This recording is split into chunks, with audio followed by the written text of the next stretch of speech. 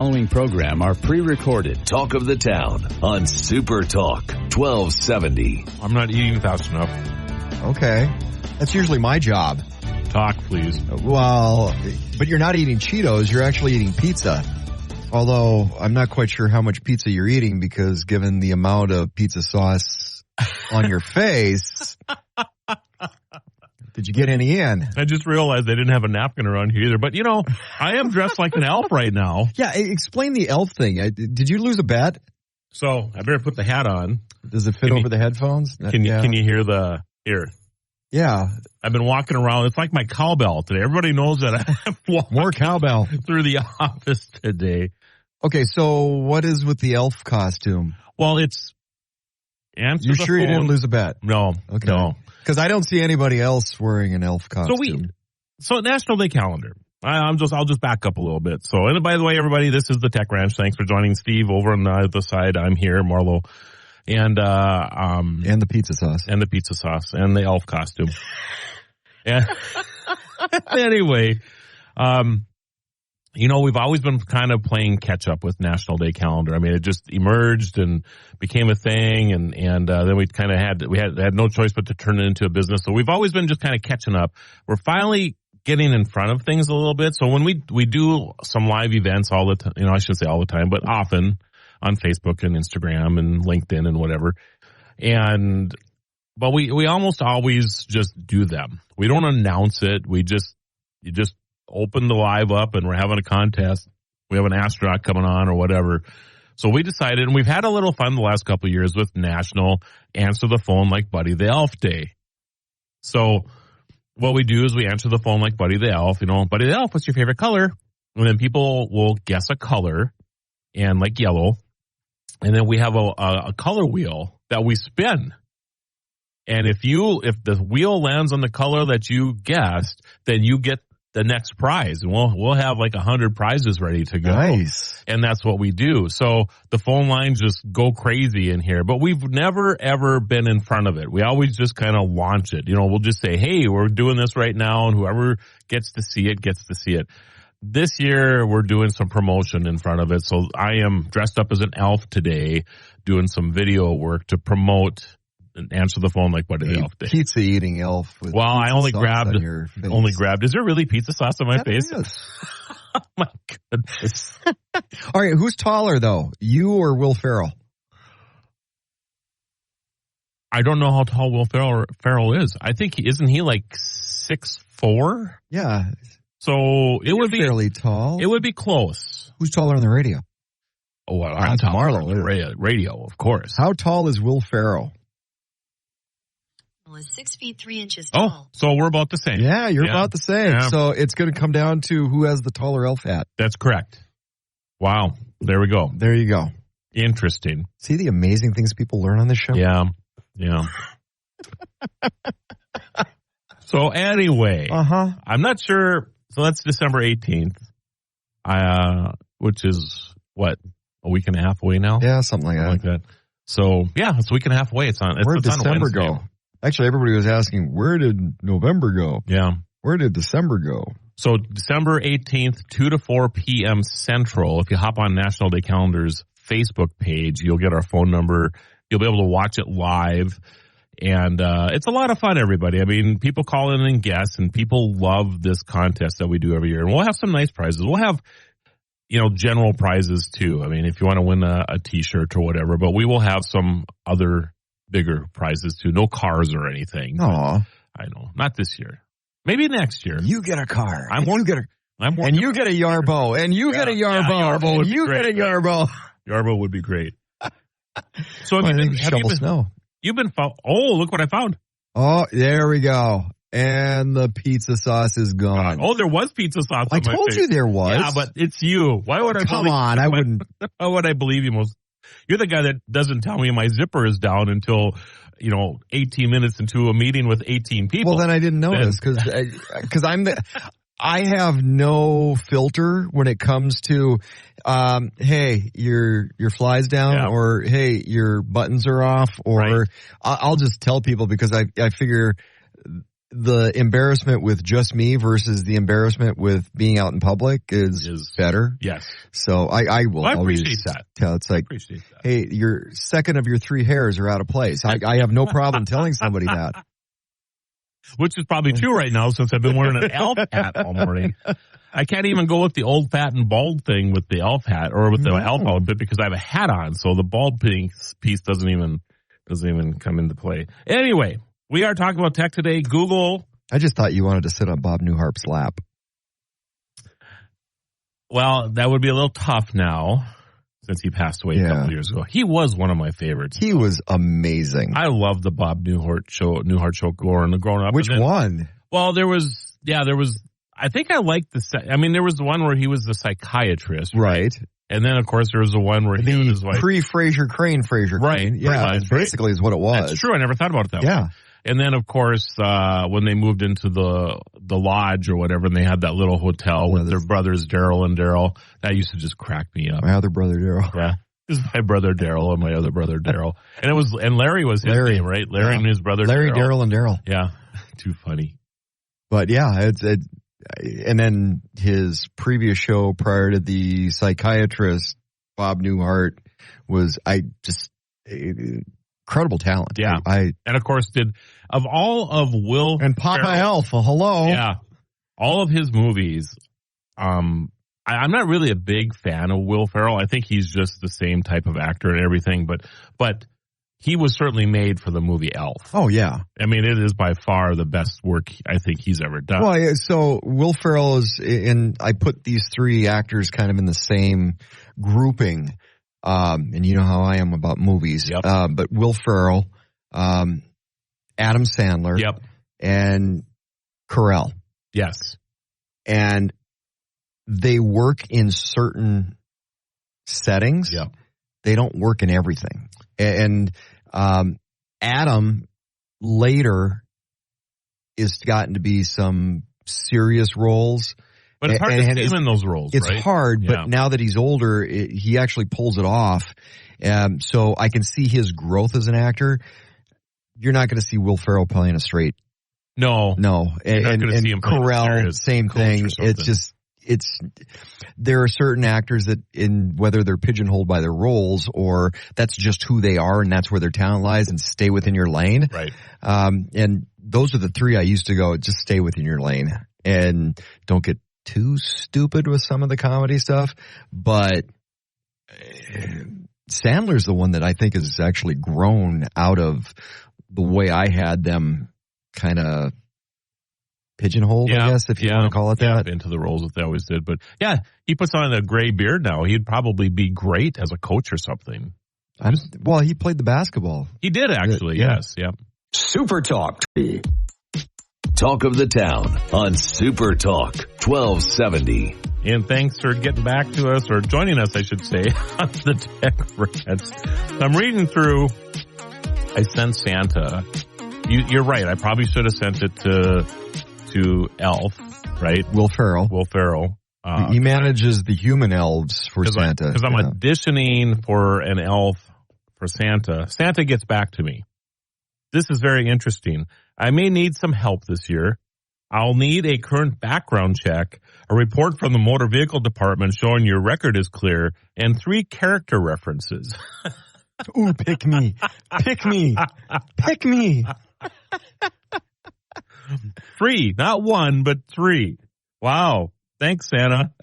That's all I'm going to say about that. Well, with that whole Red One thing, he's got to be more careful now. He does have to be more careful. I get that. Yeah, there's some security issues. References. Good thing he's got the rock working. Yeah. All right, Google. They want to break it up. Well, yeah. First thing that popped in my head is, Baby Bells. Yeah. The whole Ma Bell breakup thing. I can see where that's probably not so difficult to do because you could say, give it divisions or whatever. How do you break up Google? Yeah. I mean, you keep the search engine whole, but then you say that, all right, the division that does advertising has to be over here and the AI division has to be in another thing. That makes things incredibly complicated. Okay, so I'm going to pose this a different way. And what we're talking about is there's been a proposal to break up Google because it's too big. Right, which is actually Alphabet. I mean, right. If you want to, like Facebook is not Facebook anymore. Yeah, it's Meta. And it's got a whole bunch of stuff underneath it. Right, exactly. Which, again, and that's exactly where I'm going. Okay, so if you want to break up Google, then shouldn't you have a conversation about breaking up Meta and breaking up Microsoft and That is truly what's interesting about this. And you and I have had this conversation. We're going to delay Skynet. We're going to break them up. We're going to delay Skynet. It's like talking about TikTok, and the people who are for breaking up or getting rid of TikTok in the United States are its competition. Yeah. Google which is YouTube, right? And Facebook, Meta, Instagram, that whole scenario. I mean, they're all for getting rid of TikTok in this country because it's a security challenge that we have in here because of TikTok. Now, that may be true, but I find that the people who are making the case are the same people who also have, in my opinion, I have challenges with my privacy and my security with them too. They know way too much about me. All right, before we get back to the Google, just because it's the holiday season, you talk about security, and I was just watching a piece on the news about Temu. Are you familiar with that? Yeah. Okay. I actually have ordered a few things because Chinese. Yeah. And Amazon. I've been curious about it, so I've ordered probably 8 or 10 different times. And what you find is because I want to be the human guinea pig for everybody else, right? And basically what I've found is a lot of the electronics, and this is what they were talking about, was like the electronic things, and you should probably avoid some of those because they're cheap. They're very cheap. They're very cheap. Stick to maybe clothing or wall art or things like that. The other thing with that, though, is that Amazon is going to run its own competition to it. Yeah. Amazon itself is actually partnering with many of these same companies so that you can buy the same stuff on Amazon, and it will take 2 to 3 to 4 weeks for it to be delivered and all this other stuff, but you'll get it for very reasonable prices. Won't last very long, but one of the examples was, so you're familiar with the Oura Ring, right? Yeah. It was all these different health things. And, that was one example. They had a product tester that had both of them and were one-on-one. And as far as the sleep patterns and all that stuff, it was all good. And when they did the update on the story, that one stopped working. The espresso machine was overheating. I wouldn't trust anything that was left plugged in, or I just wouldn't. The quality's not there. I think the other thing, like with the Amazon thing too, that really bothers me and I know Amazon could just launch its own separate thing. I actually would be better. In my mind, I would think that would be better. I don't like the fact that many of us nowadays are forced to have to put our products on Amazon to be, in that space, right? I mean, if you want to sell your widget, and I mean, everybody does it. Everybody who's anybody in this country has their own shopping cart on their website, but their products are also on Amazon now, right? You're almost forced to be there because so many people use Amazon. So now they're going to do a Temu or Temu type of template as well. And now you are actually competing directly with this Chinese scenario too. So if you make an LED flower, like I've ordered some of these LED flowers from Temu just to see what the quality is solar. They're beautiful. They're just wonderful. But the quality, they don't last very long. No. But if you get what you pay for, basically. You do. So if you were to be doing the same thing in the United States and you have a quality product now, and you're selling most of the stuff that you sell on Amazon, now Amazon's introduced your Chinese competitor to you straight up. Well, and without the Chinese competitor, have you noticed that it's kind of like Google? So, and I've gotten in the habit of when I Google something, don't look at the first couple. Just go down a little bit. I'm the same way too, because the first ones are usually sponsored. They're sponsored. Yep. You got to go down. And if you take a look at ordering something on Amazon, and the first couple that pop up, probably not the ones you're going to buy. But as you go further down, you're seeing the cheap stuff, and that's coming from a third-party source. So you're starting to see some of that and hey, that one's the cheaper one, so I'm going to buy that one. and it shows up as the same item, but it's not the same item. That's correct. Yeah. It's kind of where you can go buy a tool, and a lot of the manufacturers will have a knockoff brand where it's not quite the same component, so we can sell it less because we're going to try to take that share of the market as well. So do you always talk with your hands, even in radio world? I do. I do. Asking. I do. I'm a hand talker. I think I've been, not to really get off topic here, I think I've been trained from standing in front of a television camera in one place for so long. I guess I'm kind of doing it now. That keep your hands in your pockets. I don't use my hands as much as I used to. I find it interesting that it's just you and me in the room, doing our radio thing here. Well, I do that in the radio, and you're by myself. You're still talking to me with your hands. I think it's great. It's part of my brain flow. Yeah. It's just convincing. It's not a crutch. Convincing mode. It's not a crutch, no. But it's how I think a person articulates better. I've noticed that when I'm on television, actually, if I'm actually using my hands and I'm trying to be not in the camera, but if I'm using my hands, I speak better. Because you're active. That might be true. You're active. Never really thought about blood that flow, before. No, but all of that stuff, the brain right? pumping. Yeah. Follow us on Twitter, on Facebook, Super Talk 1270. Welcome back to Talk of the Town on Super Talk 1270. So thanks for joining us again, everybody, on the Tech Ranch. Steve Bakken, Marlo Anderson here. We are talking about Google. I'm sure we'll go down another rabbit hole as we're talking about this, but that's okay. I wonder if a Yarbo could dig up a rabbit hole, get rid of the rabbits. I don't know. I don't know if they should send us one and we could find out. So that would be the next iteration of a Yarbo, right? Yeah. You have, because right now the Yarbo, we're going down a rabbit hole. We haven't started yet. Yeah, we're going down a rabbit hole because of the rabbit hole. Well, yes, it will mow your yard. It will remove snow. It will blow leaves. Have you seen the snow removal? It's both a blade and a snow thrower now. Yeah. So if you only get an inch or two of snow, it'll just push it off to the side. But if you get a little bit more, then you put the blower attachment on it and it blows all the way. Yeah, it moves your leaves. It takes your garbage out, right? So the next iteration should probably be picking up dog poop in my yard. Well, okay. So there's that, right? I'm sure they're probably thinking about probably that. An attachment for a little and then varmint control. Yes. We can put little lasers on the top of it. Let's get rid of those moles and those voles running around in the yard and all of those things. Yeah. Those voles, I tell you what, they dig up it's amazing how fast they can dig for such a little creature. Oh, yeah. Well, they're all claws. It's unbelievable. All claws. I watched one actually go into the ground here about a month ago. I was in my backyard. And I came across it, and I swear in like 3 seconds it was underground already. It was unbelievable.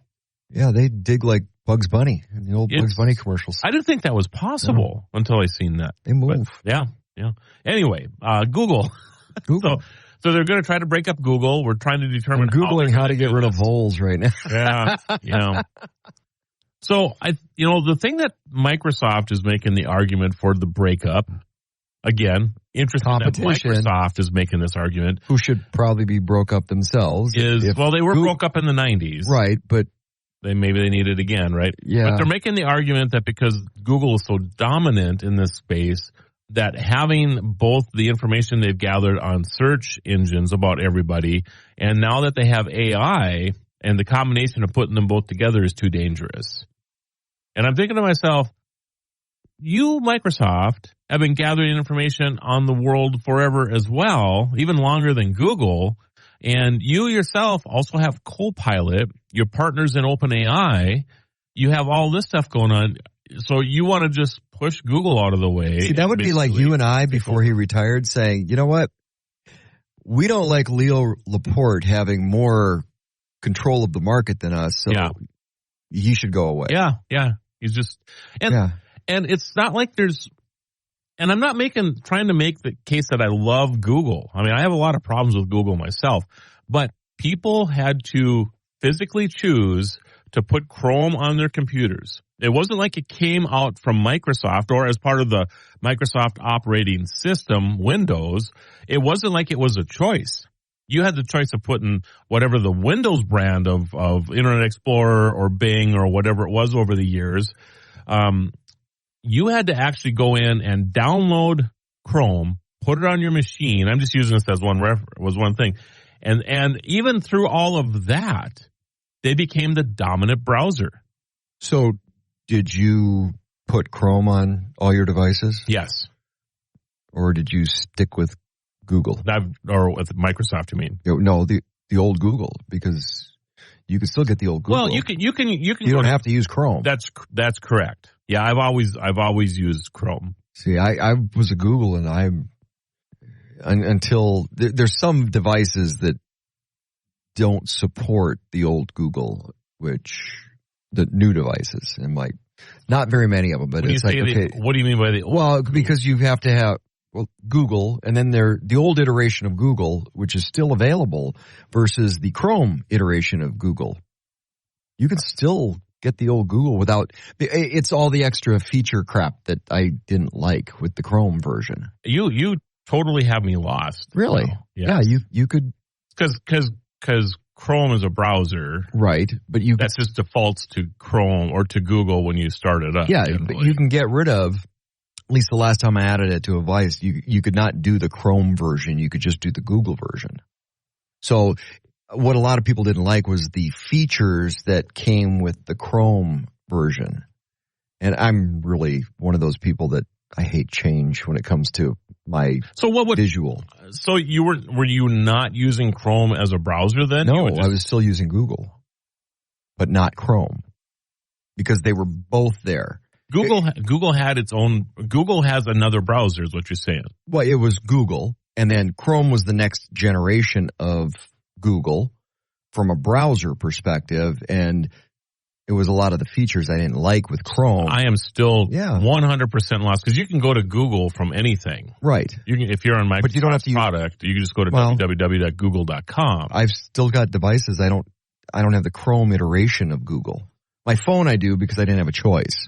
But I've got a couple tablets, a computer, a laptop. I don't have Chrome on. I have Google. I use Google, but it's not the Chrome version. So all the extensions that come with Chrome, depending on what you're using your device for, it gets a little complicated. But you don't have to have all the extensions that come with Google Chrome. Right. Interesting. Yeah. Well, Chrome or Chromium, there's a lot of Chromium. I mean, there's so many iterations of Chrome. Chromium is more of an open source type of a browser. And you're right. I mean, Chrome, when you run Chrome, if you open up like Task Manager, you'd be stunned at how resource intensive Chrome is. So, very much so. If you have 4 or 5 or 8 windows of Chrome operating, which many people do. I mean, I always have something to Chrome probably. Well, and that's what I noticed too. Because if you're using Chrome and you open up all these extra windows, most devices don't like that. So with Google, it was fine. Are you sure that it was a Google thing, or is it a version of Chrome, like a Chromium, that was, like a stripped down version of Chrome? Because I've never heard of this before. Well, it may have been a stripped down version, but it didn't say the Chrome. It just said Google across the top. Yeah, it was Google and it was still Google Chrome. Still a browser. Yeah. Interesting. Yeah. See, learn stuff on here all the time, even from the non-geeky. Yeah, I'm not Steve. Geeky. No, I'm just kidding. Maybe a little. But, yeah. No, it depends on the space I'm occupying. I'm going to actually check into that, because I know that, Chrome does use so many resources, and I've thought about moving to like a Chromium, simply because of, again, all the extensions that are going on in there. A lot of it's security protocol going on in there. A lot of it's security protocol. Well, and a lot of them are interchangeable, but they have separate functions. Yeah. I mean, so the 2 iterations have separate functions. Well, I will check this out. This is very, very interesting. When we get back, we will actually talk about the breakup of Google. Super Talk. Talk of the Town on Super Talk 1270. I'm eating again. You know what's missing? Your Cheetos. I don't have Cheetos. So you get to eat today and I won't eat. Yes. So that's fair. Sorry that if both of us are chewing on the air, that's probably not a good thing. Yeah, it's not a good thing if either one of us are doing it, actually. I guess you have a lot more experience on radio than I do, but it's, I'm not as nervous being on the air anymore. Television, again, a little different story, and you're not going to catch me eating on television because it wouldn't even be permitted. But here we are. Why not? Just be you, Marlo. Yeah. I did a cooking segment not too long ago. That was for National Taco Day. That was fun. Ooh. 8 tacos on the air. That was a good time. Yeah. So there you go. All right. Google. So the overview of the case, the U.S. government is seeking a partial breakup of Google, targeting its Chrome web browser and search business. This follows a landmark ruling that found Google violated U.S. antitrust laws by maintaining an illegal monopoly in search. So this is what they're doing. This is. So why is that different from Microsoft? Or well, this is the case. They are paying like Apple devices so that Chrome is the browser, the default browser from the factory setting. They'll pay Apple $1 billion a year, for an example, to have it on all Apple devices, right? Okay, as the default thing. I don't know if there's anything wrong with that, but they're just using this. Apple doesn't think there's anything wrong with it. Of course they don't, because they're making money on the deal, right? So it's just interesting. Microsoft probably thinks that there's something wrong with it because they're not sharing in the wealth. Free market, pony up. That's correct. If Microsoft came to Apple and said, we will pay you $2 billion to put Bing on all your devices as the default search engine, I'm sure Apple would. How fast would Apple go? Well, okay. That's correct.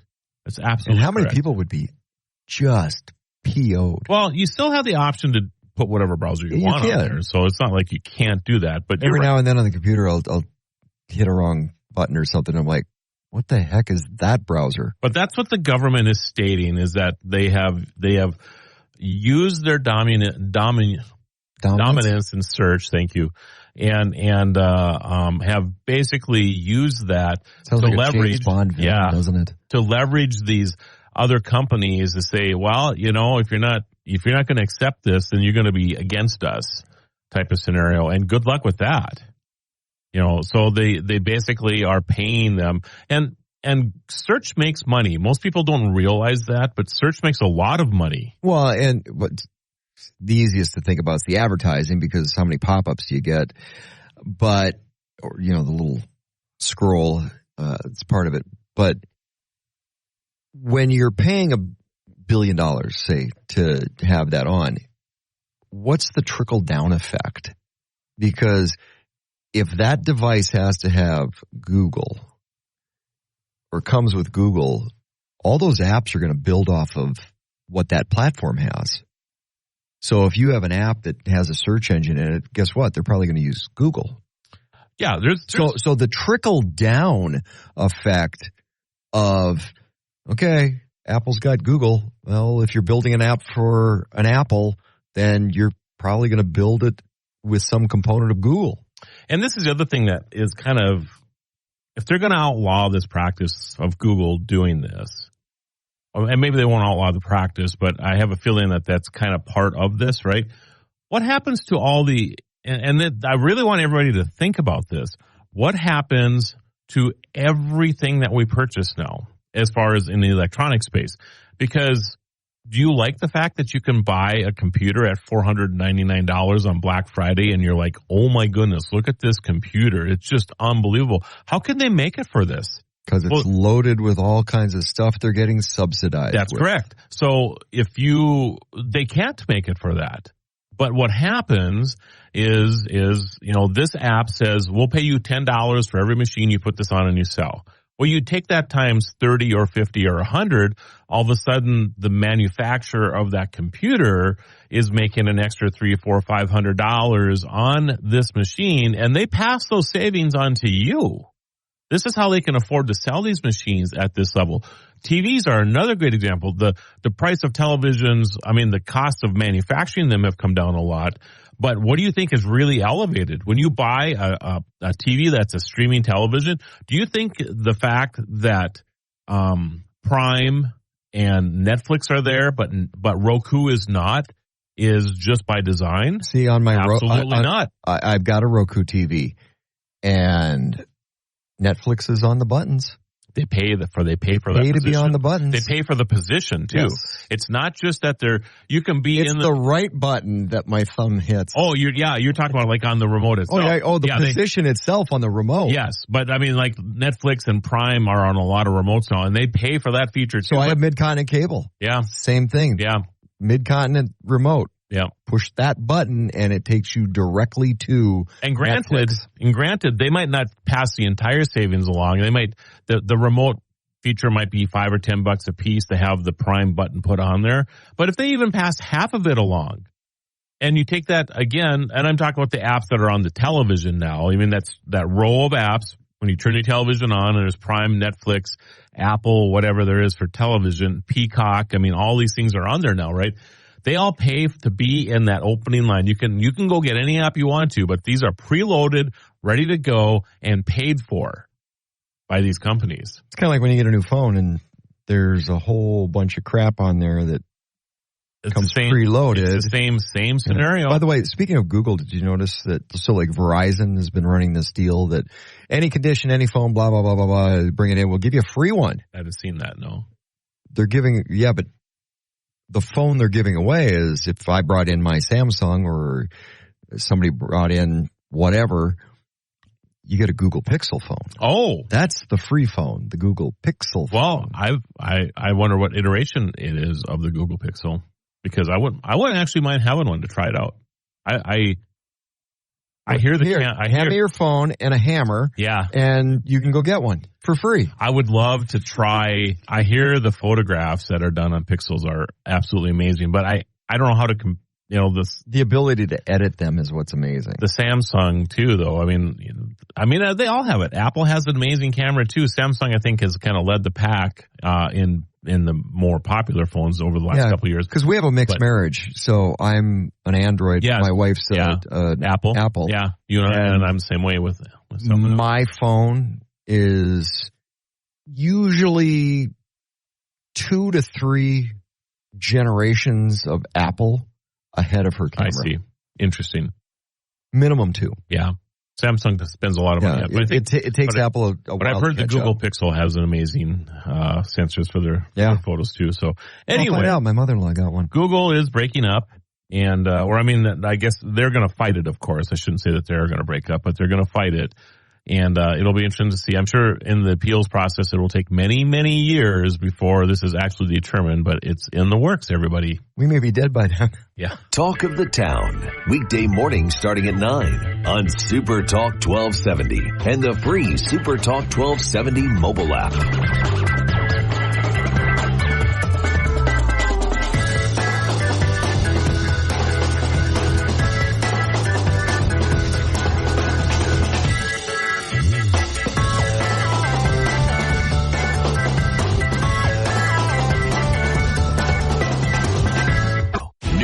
What's a corn farmer's favorite dog?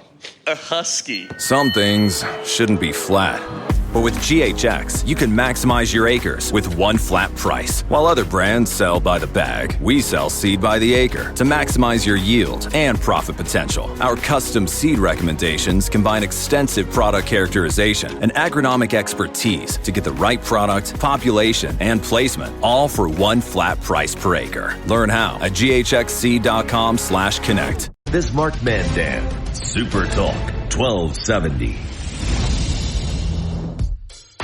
Portions of the following program are pre-recorded. Welcome back to Talk of the Town on Super Talk 1270. So have you been seeing this thing about Australia outlawing social media to anybody under 16 years old? Yeah. So that's interesting. That's a great idea.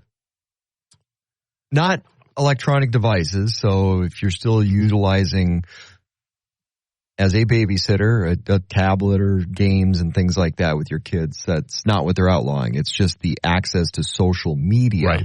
Right. I think it's interesting, too. I think our kids spend way too much time on screens. Way too much time. My wife does. Well, I do, too. I mean, I think we all probably do. I get tired of it. Well, so she yells at me for having the TV remote in my hand. Right. She calls it my pacifier. And I'm like, really? because she's got her own pacifier because she never puts down her phone. Wow. Like, I make efforts to not. In fact, I forget it sometimes on purpose, I think. You and I had this conversation. I walk out of the house all the time. Subconsciously, I don't want to be connected to my phone. I walk out of my house. I walk out of the house without it all the time. It's like, you're late for a meeting. Well, I had to go back and get my phone. Yeah, exactly. Yeah, I've driven down the street. I've done all this stuff. And then you realize, then you make the argument. Can I get through the next hour or two without my phone? And the phone always wins. You're like, I suppose I better get it. No, somebody might call me or something, I've done that, though. It's as long as my voicemail is cleaned out enough to where people can leave me a voicemail. But my calendar's on there. That's the thing. All the phone numbers. Like if I'm going to the radio station for an interview, usually I have to call somebody. They're on my phone. It's your notes. It's everything. Yeah, it's the notepad. I'm like, where's the shopping list I'm supposed to go pick up? I got to go see these clients. It's all on the phone. How many times have you walked out of the house, though, and got down the street a little bit and go, oh, crap, I forgot my phone. Screw it. I have done that. I've done that, too. And you know what? It's a good day. I'm going to coffee or something. It's a good day, Marlo. Yeah, I agree. As long as you make sure there's a credit, because I use mine as my wallet, too, so I got to make sure I have a credit card in my pocket. Well, so the Australia thing, so, we're going to talk about how it gets enforced if they pass it, but the federal government's proposed social media ban for under 16s has been unveiled in the parliament. $50 million in fines for big tech companies which don't comply. That's an amazing define compliance. That's a good question, but my guess would be that if you haven't figured out a way to stop giving 16-year-olds and under access to your social media. So they lie about an age. So, but then the onus is on them, right? And this is because that's going to happen. So this is what I would not normally be for this, but I'm going to tell you why I am for this. Well, two reasons. I think kids spend too little time or too much time on there. The other thing, though, is there are so many fake accounts in social media. It's unbelievable. And I get tired of it. I get tired of Steve Bakken sending me a note saying, hey, do you want to be friends? Well, Steve, I'm already a friend with you. And then you go look at it and you're like, oh my goodness, somebody cloned your account. Oh, wait a minute. There's 1, 2 people. Yeah, no. So this is what I think one of the easiest things they could do is require all social media people, or if you're going to be on social media, to identify yourself. You have to scan or use a system like Clear. So verified. So you have to verify. You have to provide a driver's license, and you get a blue check, and you get a blue check. But you're right on the money, right? Once you're verified, then anybody if Steve Bakken reaches out to me and it's not verified, I already know right away that is a fake account. And I don't know how you got past the verification part of it, but obviously you're a fake account, so I'm not even going to say boo to you anymore. So I think that in itself would dramatically clean up social media. So you got me thinking now, at what point, because this will happen at some point, and when I say fake accounts, I'm going to say people deceased and just dead accounts. Yes. So, and fake account, dead account, not a real account, somebody who's passed away. At what point do we hit there's more of those than real legitimate accounts? That's interesting. Or are we there now? Yeah, I would say we're already there. There are so many fake accounts on social media, and it happens. I mean, I can't even tell you how many times this happened to me. I'm fighting this scenario all the time. I have an okay following online, and people are always, I get people that'll send me notes all the time saying, hey, somebody is asking me to, friend you. I thought we were already friends. So does it upset you have more followers on the fake accounts than the real Marlo Anderson? Does that bother you at all? That is funny. It's interesting. It is interesting you bring that up, though, because have you noticed this, like with celebrities and stuff? They put at real George Clooney or at real whatever because of all the fakery that's out there, that they are actually using the word real now. So people actually. So the fake person starts using real and. Well, I've seen that happen too. And of course, people then are like, oh, this is the real George Clooney then, or whatever. So yeah, I truly believe that verifying people with some type of ID would be the right way to go. And it's not like social media, like Facebook and Instagram and X and all these. They know so much about you already. They already know who you are. Right? I mean, they really do. They know more about you than you probably know about yourself. Well, and because your likes and things like that. Everybody out there, when they were first getting into social media, when it was in its infancy, or some people just got on a little bit later, nobody was thinking about security protocols. You put it all out there. And here's all your information. Here's your birthday. Here's this. Here's this. It's like where you live.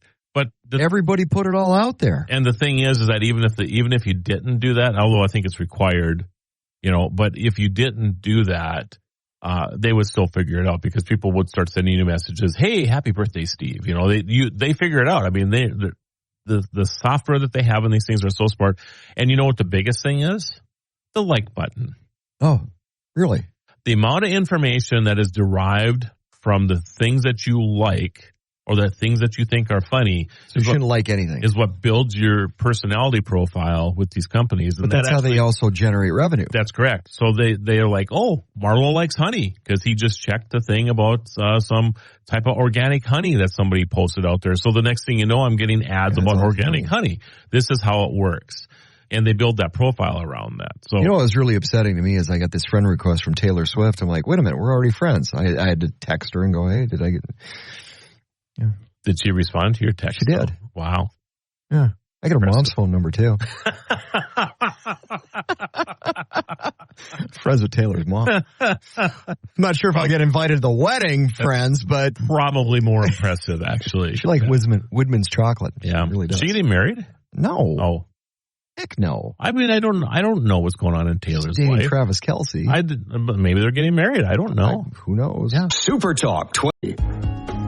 Talk of the Town on Super Talk 1270. Welcome back, everybody. Nick Ressler is in the house for the Tech Branch. Longtime friend of the program. Probably hasn't been on for a year or two, though, so it's great to have him back on the show. He is an automotive expert, and your expertise really lies in body work. Auto body and painting. Yeah. So more so painting. So you're great to be talking about this situation that I think we're probably going to see here pretty shortly with some vehicles that are going to be coming into the upper Midwest because they want to move these vehicles out of the flood areas of the current hurricanes and try to offload them up here. So anyway, so we were just talking, and if you're just joining us, you can catch us on the podcast or whatever for the earlier parts of this conversation. But Nick, so we were just talking about, some of these newer cars now don't have as much metal on them, right? I mean, they're basically plastic of some kind or carbon fiber or whatever. Do they survive this weather?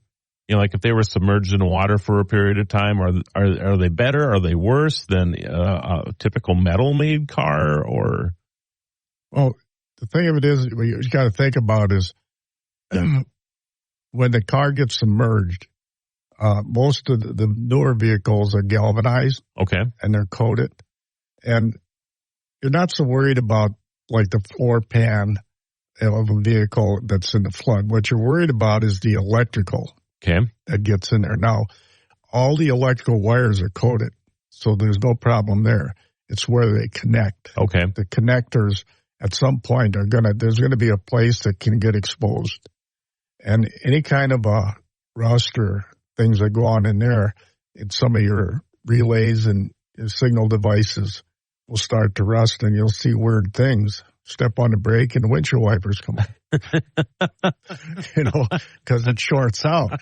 And you go, what is going on with my car? So you're saying basically that if, you could buy a car, let's say 6 or 8 months after it's been in water, and then 2 years later, let's say you pick up a 2023 Tesla, okay? 2 years later, you step on the brakes, and all of a sudden the windshield wipers start activating. Because this is like a ticking time bomb, isn't it? It just will continue to rust and corrode and all this stuff. Okay. So finding the history is really important. And I mean, is it possible, like in a Carfax situation, that it wouldn't be reported that it was in a flood? Well, the scenario would be that if I owned a car and I had insurance on it, and let's say my insurance lapsed, or I didn't put insurance on it because I wasn't using it, I parked it. Okay. And now it got flooded. And I decide I'm going to dump this car. Well, Carfax doesn't know that it's been in a flood. Right. So I sell it off, or maybe you got a huge fleet of vehicles, and the fleet owner of the vehicles couldn't afford to insure all these cars, so he just got liability on it. Okay. He's not going to put a claim on it because that's liability, won't be covered. Gotcha. So these vehicles could end up being shipped out and sold, and you go to Carfax, and odds are there won't be the car VIN number might show up, but it's not going to show the history, So, like, say, if you file a claim and the car has been in a flood, then when you go to Carfax, it's going to show that the insurance company paid that claim and that it was water damage. And it's Carfax, Carfax, right? Yeah. Okay. So, and is there a fee, like for you and I to go check like a VIN number or something? I guess I didn't look at that. I think to check a VIN number, you just put it in, and then I think they try to upsell you. I see. But if you Google it, it'll tell you that. Okay. Yeah. Is there an opportunity? So if, let's say I do settle for insurance, I have a 2024 Tesla. I don't mean to pick on Teslas, but there's a reason, and I'll get to it in a little bit. And I get in, and they total the car. I get my insurance check. Is there like a time frame? I mean, is there like a 2-week window where it wouldn't be reported to Carfax, for example, because there's paperwork that has to be processed and things too? So you could actually settle with the insurance company, hurry up and get it on the market, sell it to somebody for half its value or something, and then walk away from it. I mean, is that possible? Well, it depends on the claim. If the insurance company, in most cases, if these are submerged in water, completely submerged, they're total. Right. So your chances of buying that car back are zero. I see. So what you're saying is that if they came back and said that we'll give you $3,000 for the car because the wheels were submerged and there's going to be some, we got to replace the brake stuff, right? The discs and things like that. Okay. Interesting. So let's get to Tesla and other EVs, and I shouldn't just put Tesla out there, but everybody knows Teslas, right? Yeah. And but other companies, of course, like Kia and Subaru and some of these other vehicles have EVs that are out there now, electric vehicles.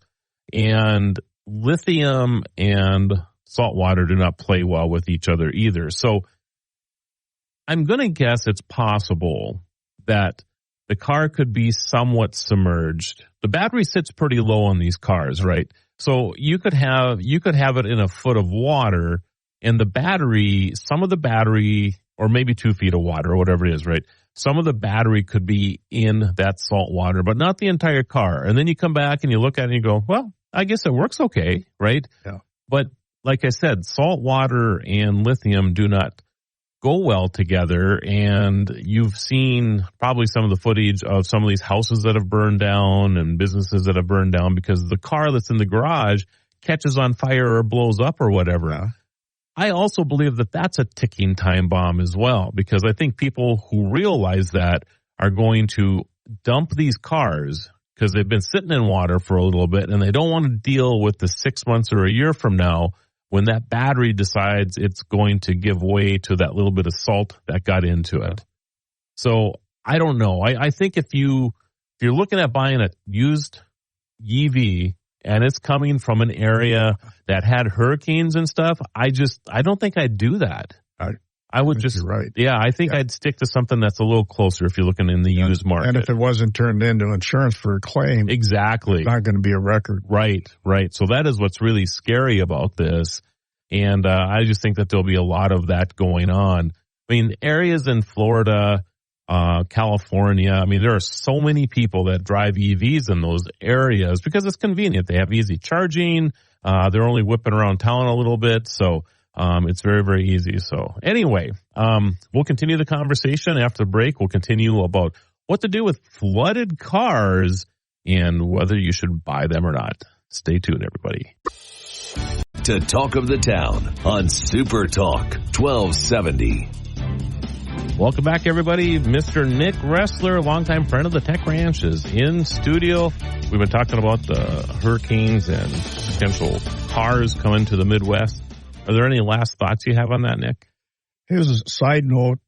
Remember Cash for Clunkers? Oh, yeah. Isn't that still around? Nah. Oh, wait a minute. It was that was a program by the government, right? That they gave so much money to get rid of these older cars. Yeah. And those cars all got scrapped. Carfax shows that there were 700,000 cars turned into that program. Oh, my goodness. Yeah. That's amazing. And the reason they turned them into Carfax is because the salvage yards, some of these cars still ran. I see. And they didn't want them to resell them. So right. Once they were in Carfax, they had to be crushed. Gotcha. And they had to show proof that they were. How much did they get per car? Do you remember what that was? I don't. It was pretty good. It wasn't a terrible deal. I think if you had a vehicle lien on because didn't they come pick them up for you in the whole bit? Yeah. Unbelievable. Yeah. I guess 700,000 they get off. Cleaned up a lot of yards, that's for sure. Depending on who the politician was running, they got rid of the bumper stickers. That's funny. That's funny. All right. Well, I know you have some other things you want to chat about. How's the computer world for you? Are you do you play as much on your computer anymore, or have you moved to your smartphone? Actually, with the computer, I'm also in charge of the honor guard. Right. So I track everything. And I keep a database and I email out and use it for that. And then I play solitaire free cell. Other than that, hey, look up stuff. Yeah. Smartphone, more and more. A tablet, less and less. I used to use an iPad quite a bit. Well, it's because the phone is about as big as the tablet used to be, I can't believe that we carry these. I remember one time you and I talking about the size of these things and like, how are you supposed to carry this thing in your pocket or whatever? Now they just adjusted the clothes. The new jeans now have bigger pockets. Have you noticed this? Yeah. So that you can carry them in your back pocket now. I thought that was hilarious because I have older jeans that I love and I still wear them occasionally. And I'm like, why doesn't my phone fit back here? Yeah. It's because the new fashion has bigger pockets. So yeah, everybody's adjusting. Yeah. And when you look at all the apps, the things that are available, and depending on what you want to use it for. But what I think was really godsend is the GPS. Yeah. When you're traveling. Yeah. Remember years ago when we have a Garmin? Most people, or Maps. Or Map. Remember Maps? Yeah. And you had to update it and all that. And now you just, hey, Google, tell me how to get to so-and-so, and it comes up. I always talk about the see, you said blah Google and activated Google. Look at that. Always listening. I was talking on the phone to somebody, had him on speakerphone, I was on my computer. And for some reason, on the computer, it said, it was telling me a shortcut. Right. And Google said, I can help you with that. Yeah. My phone picked it up. Yep. I have that happen a lot too. And in fact, my phone actually was playing a tutorial about how to use Google and said blah Google. Yeah.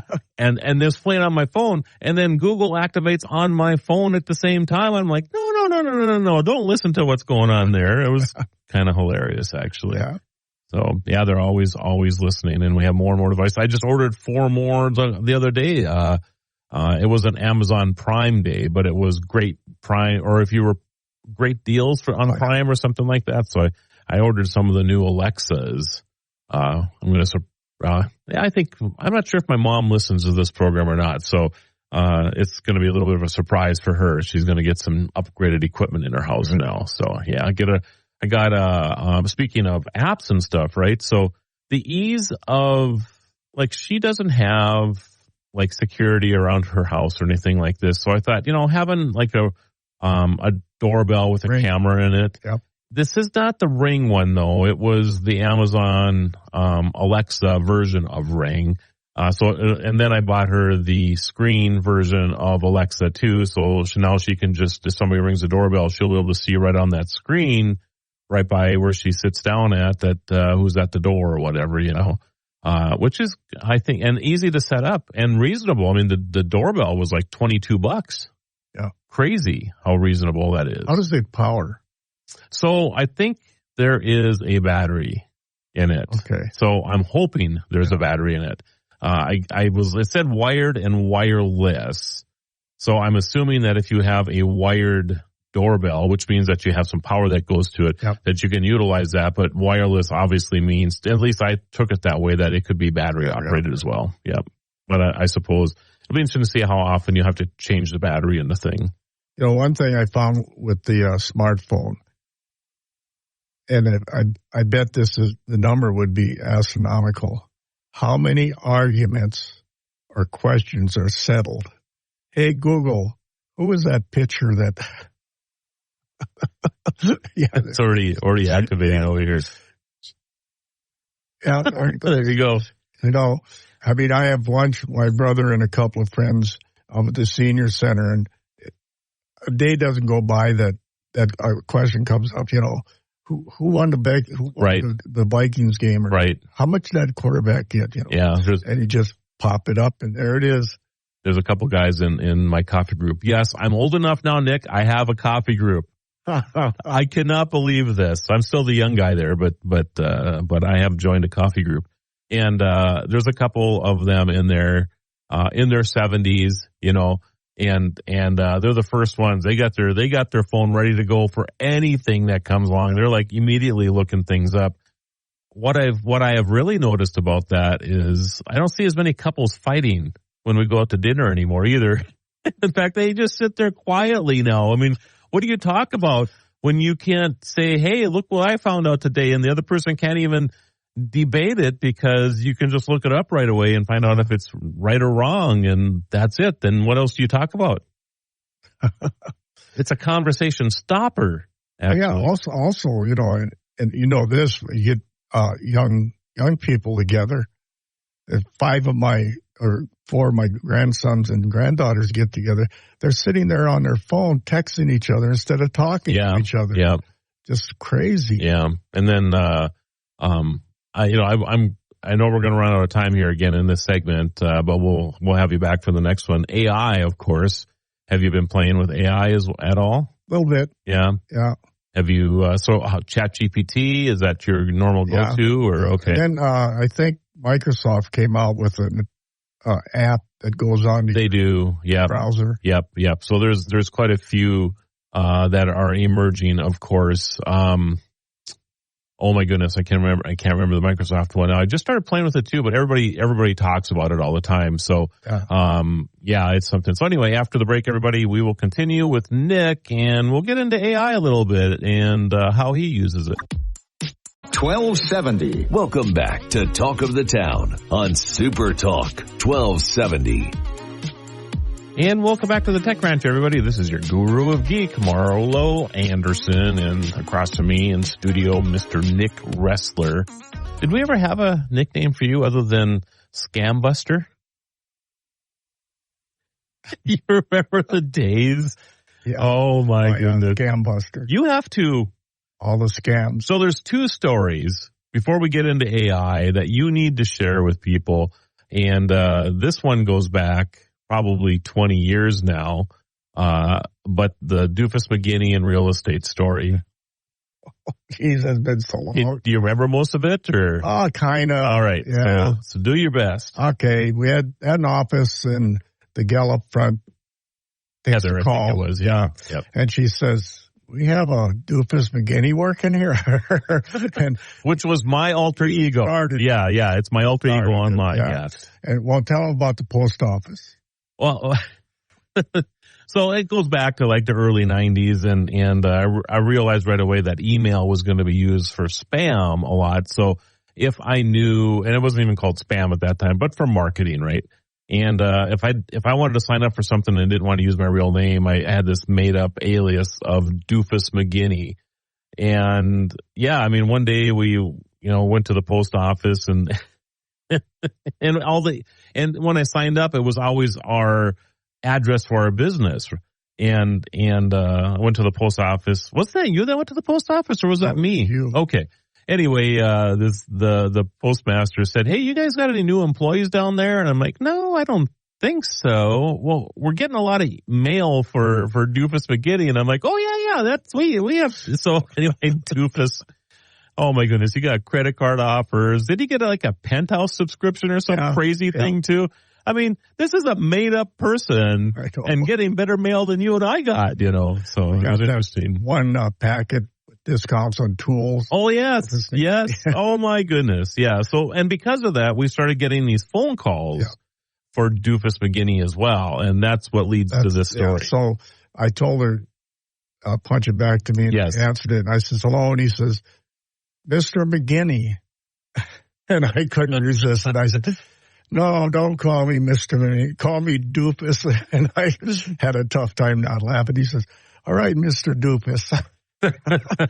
He says, "Are you interested in steaks?" Or no, it was real estate. Real estate. Yeah. And I said, "What kind of steaks?" And he went, "No, Mr. Doofus or Mr. McGinney." And I said, "I told you, call me Doofus." And that kind of riled him. And he said, "This is about real estate." And I said, "Well, what kind of steaks are they?" And I did that a couple of times. And finally he said, "Are you at all interested in this?" And I said, "No, I'm not really interested." He says, "Why not?" And I said, "Because I don't like steaks." And he went, oh, and he slammed down the phone. Now you got to picture this guy. He's sitting in a cubicle, and there's probably 4 others, and they look at him, "What?" And he said, "That had to be the dumbest person I ever talked to." What was his name? Doofus McGinney. And to this day, it lives on as training material for all scam artists in the world, right? Yeah. Oh my goodness. Yeah. That's now funny. Speaking about scams, when you think about, here's what people have to realize. There's 2 things that'll motivate a scammer: fear and profit. So if they call you and they threaten you to be arrested or what, that's a fear factor. Right. Hang up on them. Yep. If they're calling you and tell you that you just won the European lottery, hang up on them. Just remember those 2 things, fear and profit. Somebody calls you and they're threatening you or they're going to reward you. It's a scam. One of the biggest things nowadays is speaking of AI, the ability to clone somebody's voice. Oh, yeah. We have it here. I mean, Chris, we both Chris and I have AI voices. And in case I mispronounce a word when we're recording something in the studio for one of our shows or whatever, instead of having me go back in and re-record it, especially if I'm traveling or whatever, he can just use my AI voice to fix it. Isn't that crazy? That is crazy. Yeah, and of course, we could even go further than that and actually probably have it do a whole script or whatever. It's not quite the same yet, but it's pretty close. And I'm sure we haven't trained it now for probably 6 months or a year, and I'm sure that it's significantly better. But this is the thing. So anybody can take a voice sample of anybody. So if you get a phone call, and it's like, "Hey, Grandpa, it's blah, blah, blah." And you're like, "Oh my goodness, this sounds like my grandson or my granddaughter." And they can do a couple things. They can type it in real quick and it'll spit it out. Or there's voice modulators as well. So as you're saying it, there's somebody on the other side that could even have a different type of accent or whatever. It might be European, it might be Asian accent or whatever, but when they say those words, it comes out as the person that they're emulating. Isn't that crazy? So almost in real time, they can say, "Grandpa, I'm in jail," and you think it's your grandson. I can tell you what happened to my wife. Oh, okay. Got a call, and the person said, "This is police department so-and-so, and we have your grandson here. He was pulled over for an open container. He was driving radically. He had an open container." And she goes, "What?" And he says, "You want to talk to him?" And, "Come on, Grandma, I need help. I need some money." And then she hung up. And she come out and she said, I just got the dumbest call, and she told me about it. And I said, well, first off, it's your grandson, they said, got pulled over. Your oldest grandson is 12. We don't have a grandson that drives. Right. Why didn't you hang up right away? Right. She said, well, it sounded so real. Right. Yeah, imagine. And so probably the best thing that a family can do right now is to create a safe word.